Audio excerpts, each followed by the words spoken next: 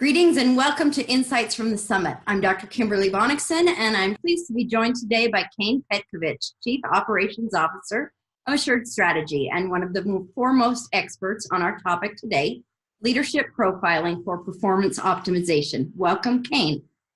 Thank you, Kim. Thanks for having me. Very pleased to have you. Keyne, there's a long history of leadership profiling, both falling into the realms of art at times, science at times, and often a mix of both. How do you feel it has evolved to be of service to organizational leaders today? Well, Kim, I'll start with a personal story. So my background is in counseling. I have a master's in counseling, and I was first exposed to the DISC, which is the topic that we'll get into today, in 2009 at the organization I was working with. And they brought in an outside consulting firm to come in and do the DISC profiling for all of the executive team because we were having challenges working as a team cohesively. And what I noticed is that it was an interesting exercise at first for all of us, but we didn't actually do anything with it from a cultural shift perspective. Our language as an executive team didn't change. And then when I was exposed to it again in 2014, I noticed that the approach was completely different. And the power of the profile actually was a complete 180 from my first experience, because it became the language of the company, it became the language of the executive team, and we used it not only amongst ourselves, but to help us coach and mentor and support the staff that were reporting to us.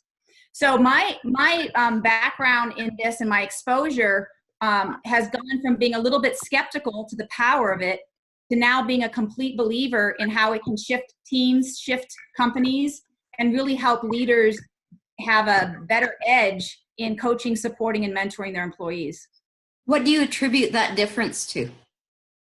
I think there was a different commitment on the executive team to actually use it for interpersonal gain as well as team conversations.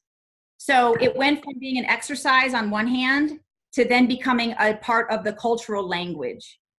And I think that that was the largest difference, as well as trying to take this material and teach our own employees and use it on our own teams so that it wasn't just something that the executive team was doing, but it was really filtering down lower within the organization. Very nice. Yeah. At Assured Strategy, we use a particular type of profile. It's offered by Intermetrics. Yep. It's called Advanced Insights. Would you share what Advanced Insights is and why we've chosen it to be our flagship product for the organizations that we serve?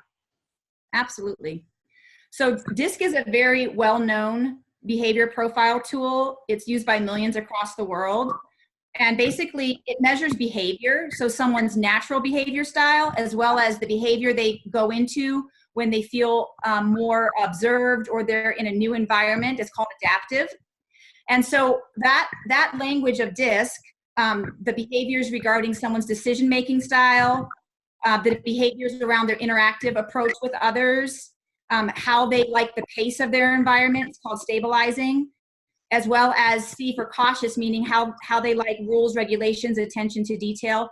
Those four behavior styles, in combination with their natural preference, as well as what they do when they're in new environments or feeling a little bit more uncomfortable, really helps gain personal insight into how they show up, how they're showing up in the workplace, how they're showing up on teams, how they show up as a leader.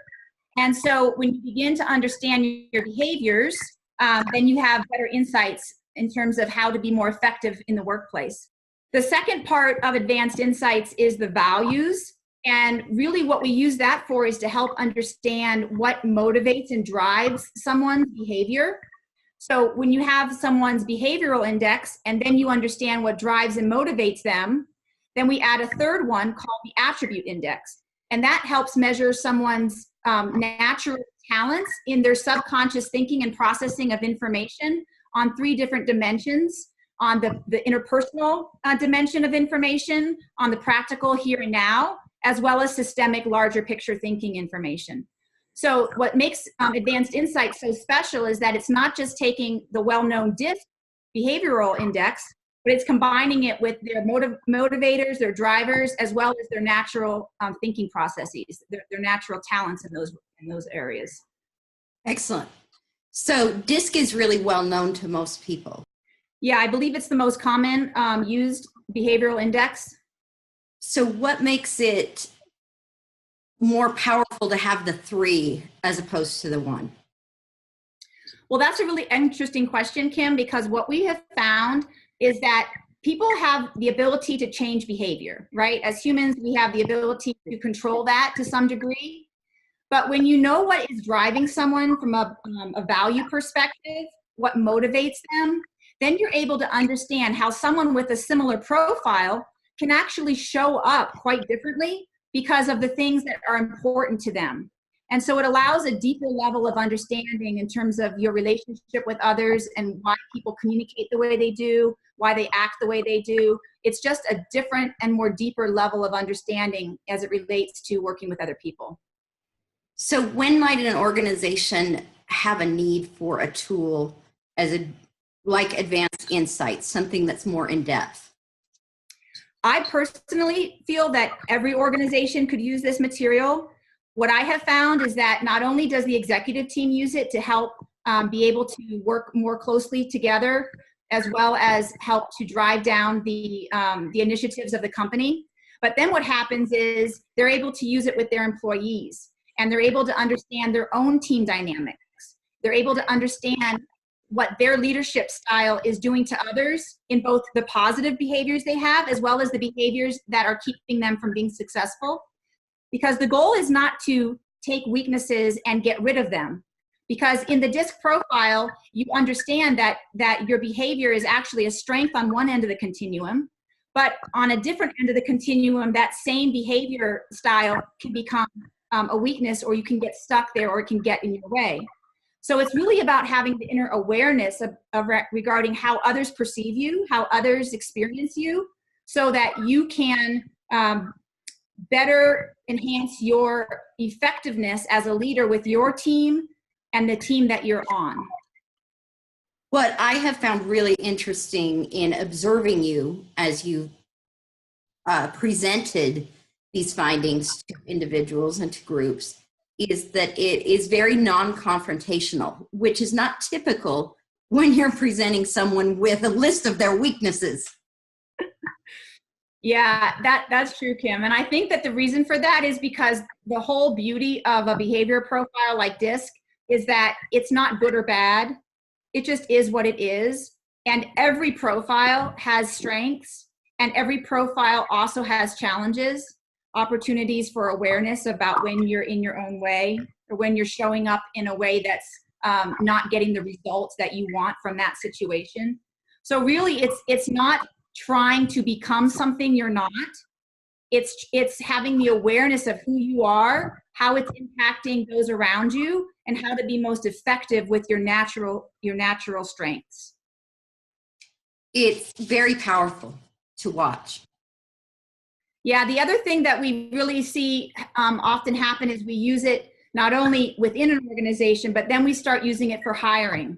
And so you can begin to think about what is the type of role that we're trying to hire for, what's the function of the job, what is the job going to satisfy in terms of someone's value, their value drivers, and what are the behavioral characteristics that will be most successful in this role, depending upon the job description and the function of it.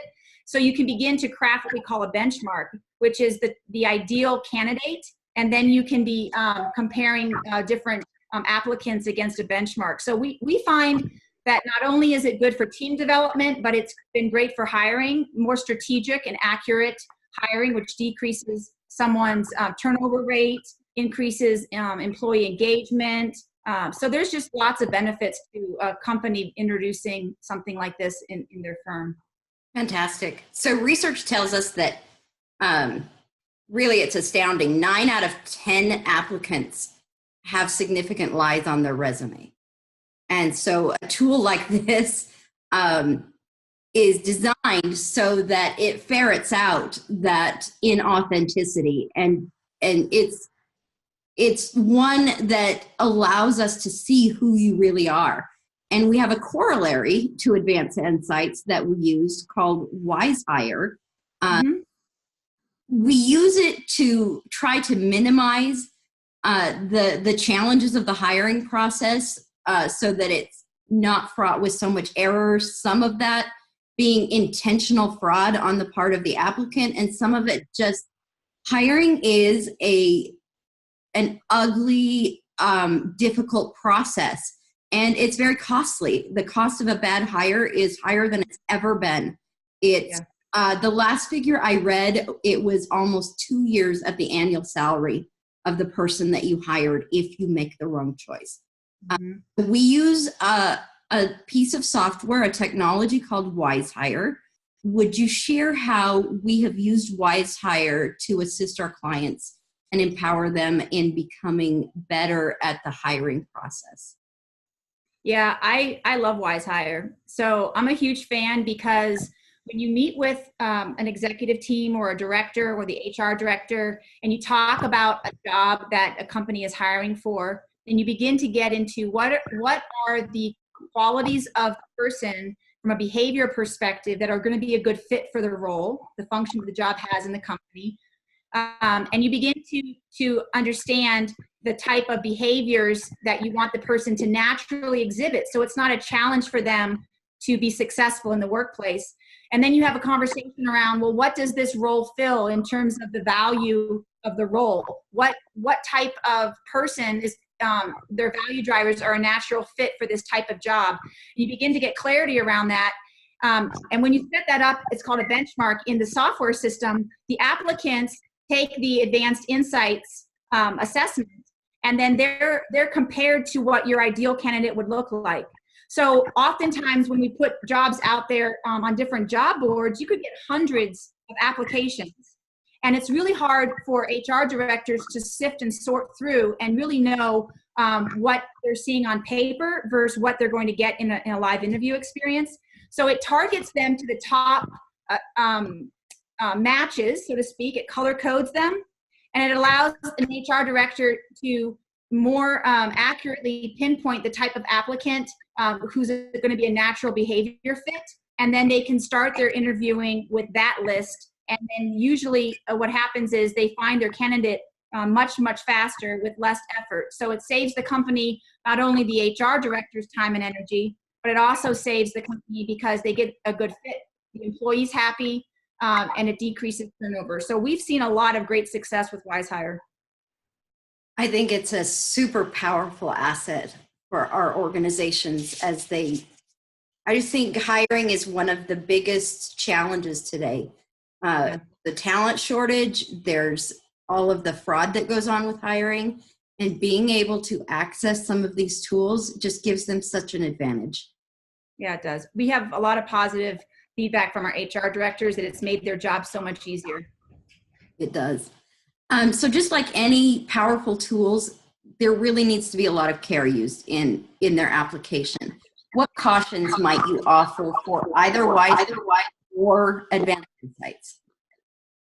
That's a great question, Kim, because it's important to not use these tools against an employee or to use these tools in a manipulative manner, because oftentimes the language and the culture of the organization has to want that these tools be used to build teams, to build individuals, to mentor, coach, and support them, and not use like a weakness that's on their profile against them. And so it's really important that the mindset of the leaders that are using this information, as well as how they are teaching and training their employees to talk about it, that it's done in a really respectful and healthy manner. I haven't personally come across a company that has abused it personally, but I've heard some prior executives have had some fears around that. How do you reassure a group of employees that are being asked to participate in the experience that this will be a positive, growth-oriented experience? Well, what I found is that most employees are hungry for information about themselves. They love to learn about themselves and to gain those deeper insights because they want to be successful. They want to be their best selves in the workplace. and sometimes they just get in their own way and they're unconscious about it. So what I have found is that usually employees are really excited about getting these types of profiles. In fact, they feel that the company is investing in them, that the company cares about them and wants the best for them. So, you know, I have personally not experienced negative outcomes from bringing these types of tools in an organization. My personal experience is that the employees are hungry for it. That's fantastic. What kind of results have been the most exciting with your experience with these tools?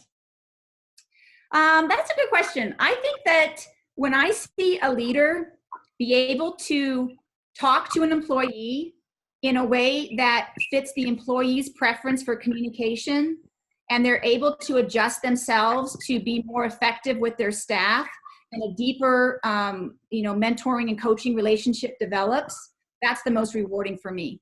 Because ultimately, these tools are about gaining one's own insights and self-mastery, and trying to enhance the outcomes within the organization, productivity, the critical initiatives, the results that can come with better teamwork. So just to clarify, since we really haven't talked about all of the pieces of advanced insights, one of them is how you can best communicate to someone and how you yourself can maximize your own communication style. And so Correct. Utilizing those, you're saying that a leader then can really improve the interaction and the relationship with the team that he or she is working with. Yes, Kim, because in the report, it gives you a variety of different information. So it gives an employee what their preferred learning style is based upon their profile, what their preferred communication style is, how they like to teach others, how they like to engage with teams, their strengths and their weaknesses. So it gives them a lot of different types of information, and information is power. And I love that it is straightforward. It's very easy to implement and understand from both a leadership perspective and from a team member perspective, and simple. There's such a simplistic elegance to it that it makes it something that lacks the hurdle that most advancement or professional development programs have to being able to implement it. It just feels very natural to adapt. Have you found that in your experience? Yeah, over the years, I've been given a variety of different, reports or pieces of information. And usually you have to figure out what does the line graph mean? What does this number represent? You have to use a lot of mental exercise to try to figure out the results you're getting. And What I found in this report is that the colors are bold, the bullets are very easy to read, it's in layman terms, it's self-explanatory. And so I agree with you. This report I have found has been user-friendly to understand. Very. All right, my last question for you.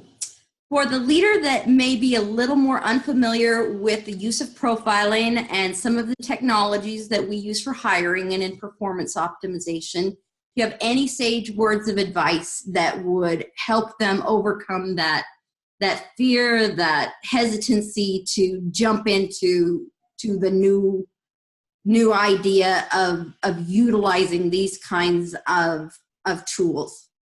One of the things that I have found with people who don't have a background in this information is that it's very easy for them to understand. I support them in the training of it. I help them understand it. I help them with their first few employees, and then they're off and running. So it's been very user-friendly. And powerful. Extremely powerful. I think that's the most exciting part, is that real organizational change happens very quickly when they begin to incorporate this information and use it to change their culture. I think that is what gets an organization so excited to use the products and be able to jump in, is because unlike so many programs that are offered, you can use it instantly and see instant results. So it gets the momentum moving, and your team members get excited because they feel the change happen almost right away, and it just builds on itself. So it's a powerful program and system that as an organization, I'm really proud that we're able to offer. Keyne, thank you for being here today and speaking about Advanced Insights and WiseHire. They are both fantastic programs that are available to any of the organizations that we work with, and they are exciting, easy to get into, easy to understand, and powerful for your organization. Thank you for attending, and welcome back for our next Insights from the Summit. We welcome you to each new episode with excitement for a new topic. Thanks, Kim.